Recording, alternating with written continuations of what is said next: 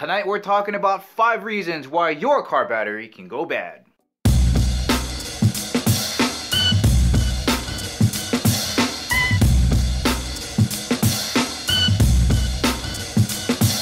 Before getting into those 5 reasons, let's have a look on the inside of a car battery. Now normally inside of a car battery you're going to have 6 cells, and each one of these cells puts out 2 volts. So as the energy is traveling across and it's charging, you're going to pick up 2, 4, 6, 8, 10, 12 until you get your 12 volts. On the inside of each of these cells are 8 metal grids on the negative side and 8 metal grids on the positive side, and they're kind of interlocking and holding hands like that. Now that entire thing is sitting in a bath of about 65% water and 35% sulfuric acid. Now as you can see, something can either happen to this chemical bath that the cells are sitting in, or something can happen in the cells to make the battery go bad. Let's have a look at reason number 1.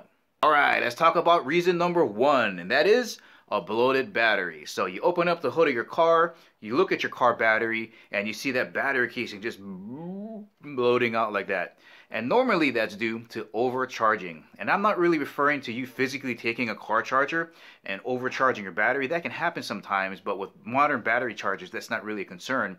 What I'm talking about is your alternator and having a bad voltage regulator and just putting way too much energy back into that battery. Okay, now you've got all this extra energy going into the car battery. And what that does is it produces a lot of extra gases that the battery case is not designed to vent off. So all that extra gas gets caught in the battery case, and that's what you see, it bloating and pushing on the sides of the battery casing. Now if you have a bloated battery, you have to be kind of careful because it can explode. So if you're not comfortable with handling it, take it to a mechanic so they can check out the alternator and tell you what's wrong with your charging system. And speaking about alternators is reason number 2. For whatever reason, your alternator isn't charging your battery. So maybe your alternator is bad and it's not charging the battery. Or maybe you left your car lights on, or you didn't close your door good and the cabin lights are on, or maybe you didn't close your trunk lid good and that light is on. Whatever reason, if you're not charging that battery with an alternator, it's going to drain on you. Now think about this. Let's say you drive a lot, but a lot of short distances, so you're not giving that alternator enough time to charge your battery. That's another reason why your battery might be dead. So your alternator is trying to put that energy back into the battery, but you're not keeping your car on long enough and it's not charging all the way. So you got your car stereo blaring, your heater or your air conditioner going, and maybe you got your windshield wipers going. A lot of modern day luxury cars have a lot of juice that's running through it. So if you're not running your car long enough, it's not going to recharge your battery.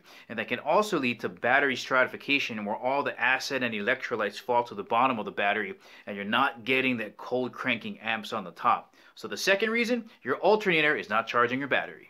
So for the last 3 points, I'm going to group them all together because they're very closely related.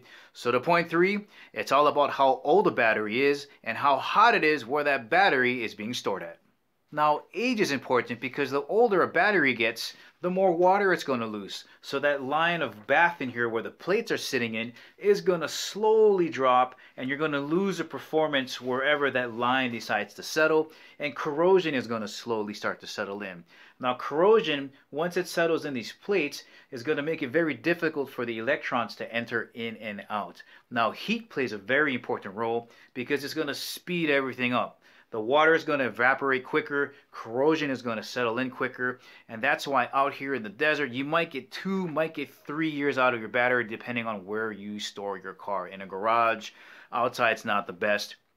But that's why heat affects batteries so much, is because it's going to drop that level down to a point where it's going to be useless. Now, what happens is you might charge up your battery and it's going to say, hey, if your level is on here, you have a full charge, but then maybe an hour later it goes away because that top charge goes away. And again, you're not going to have access to that entire top portion. Now, if you have a battery that you can fill it up with distilled water, top it off above the plates, you might be able to regain some of that charge. But for most of us, we have sealed batteries. So the next question is, hey, Chemo, how can you tell what's going on here so I don't get stranded on the side of the road when it's really hot or really cold?